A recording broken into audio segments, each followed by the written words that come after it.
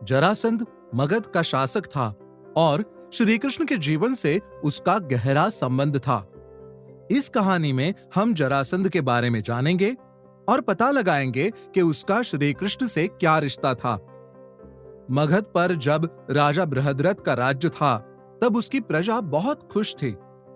बृहद्रथ का विवाह काशी की जुड़वा राजकुमारियों से हुआ और वो एक आनंदमय गृहस्थ जीवन में बन गया। जैसे जैसे समय बीतता गया, राजा के मन में पुत्र प्राप्ति की कामना तीव्र होती गई। अंततः बृहद्रथ ने निर्णय लेकर अपनी पत्नियों को इस बारे में बताने के लिए बुलाया। वो बोला, प्रियाओं, मेरी बात ध्यान से सुनो। हमारी संतान की कामना पूर्ण करने के लिए मैंने वनगमन करने का निर्णय लिया है। बृहद्रथ की बात सुनकर रानियों को काफी धक्का लगा, किंतु उन्होंने बृहद्रथ की बात मान ली। राजा ने पैदल ही अपना राज्य छोड़ दिया और वनगमन का पथ अपनाकर ऋषि चंड कौशिक की शरण में गया। राजा ने सच्चे मन से ऋषि की सेवा प्रारंभ की और अपने कर्तव्य पूरी निष्ठा से निभाए। ऋषि इस समर्पण से काफी प्रसन्न हुए और राजा से वर मांगने को कहा। हे राजन, मैं तुम्हारे समर्पण से बहुत प्रसन्न हुआ। तुमने एक राजा होकर भी निम्नतम कार्यों को भी पूरी लगन के साथ किया। मैं तुम्हें एक वरदान देना चाहता हूं। बताओ, तुम्हारी क्या इच्छा है? राजा बृहद्रथ ने ऋषि चंड कौशिक की चरण वंदना करते हुए कहा, हे ऋषिवर, मैं एक संतानहीन राजा हूं। मुझे सिर्फ एक संतान की चाह है जो मेरे राज्य का वारिस बने। मैं बस इतनी ही इच्छा रखता हूं। मैं एक पिता बनना चाहता हूं। हे ऋषि श्रेष्ठ, मुझे संतान प्राप्ति का वरदान दीजिए। ऋषि ने राजा पर दयाभाव दिखाते हुए उसे एक फल दिया और कहा कि ये फल अपनी किसी भी एक पत्नी को दे देना। राजा उस दैवीय फल को लेकर वन से वापस अपने महल आ गया। राजा अपनी दोनों पत्नियों को खुश देखना चाहता था, इसलिए उसने उस फल को 2 भागों में बराबर बांटकर अपनी पत्नियों को दे दिया, जिसके बाद उन दोनों के यहां आधी आधी मृत संतानों ने जन्म लिया। ये दृश्य देखकर रानियां और राजा को अपनी आंखों पर भरोसा नहीं हुआ और वो काफी डर गए। राजा ने अपने सिपाही को आदेश देकर कहा, ये दोनों आधे शरीर ले जाकर राज्य के बाहर फेंक दो।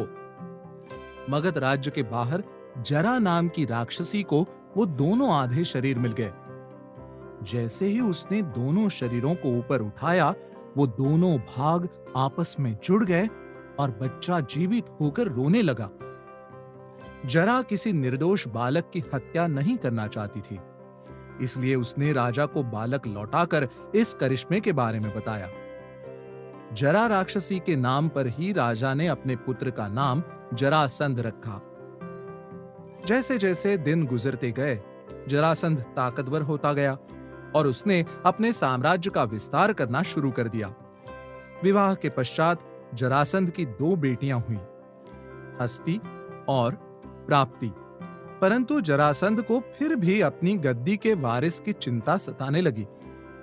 इसी दौरान जरासंध ने मथुरा पर हमला किया, लेकिन कंस ने जरासंध की सेना को पराजित कर दिया। जरासंध कंस से बहुत प्रसन्न हुआ और उसने अपनी बेटियों का विवाह कंस के साथ करना चाहा।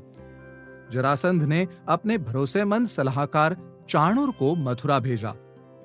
चाणूर ने कंस से कहा, राजन, मगध के राजा आपके शौर्य और पराक्रम से अत्यंत प्रसन्न हैं और वो अपनी दोनों बेटियों अस्ति और प्राप्ति का विवाह आपसे कराना चाहते हैं।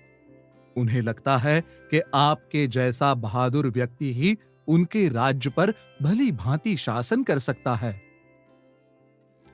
चाणूर की बातों का कंस पर बहुत अच्छा प्रभाव हुआ और उसने ये प्रस्ताव मान लिया। जरासंध अपनी सेना के साथ अपनी बेटियों को विवाह के लिए ले आया। विवाह के पश्चात जरासंध और कंस की सेना ने मिलकर कंस के पिता उग्रसेन को बंदी बना लिया और कंस मथुरा राज्य का राजा बन गया। अपने विवाह के बाद कंस ने अपनी बहन देवकी का विवाह वसुदेव के साथ किया। कंस अपनी बहन से अत्यंत प्रेम करता था, किंतु देवकी के विवाह के दिन सब कुछ अचानक से बदल गया।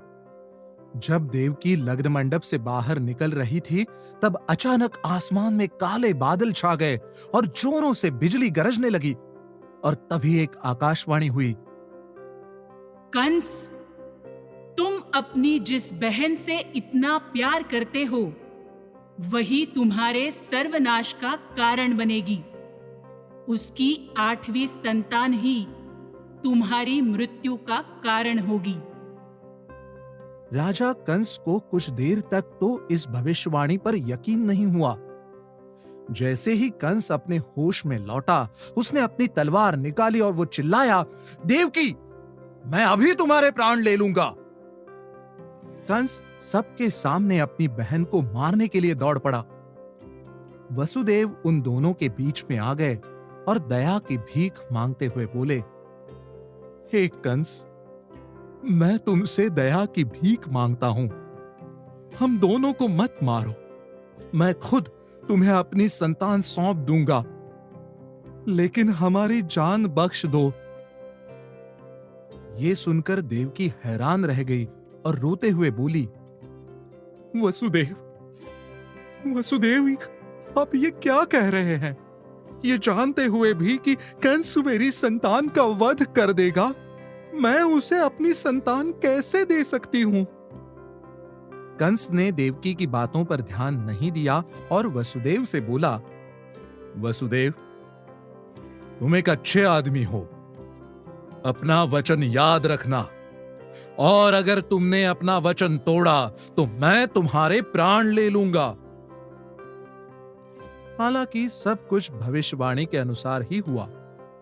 कंस को उसके भांजे श्री कृष्ण ने ही मारा और उग्रसेन को दोबारा मथुरा का राजा बनाया। जब कंस की पत्नियों ने मगध जाकर अपने भाई जरासंध को कंस के विषय में बताया, तो जरासंध क्रोध की अग्नि से भर गया और उसने कंस की मृत्यु का प्रतिशोध लेने का निर्णय लिया।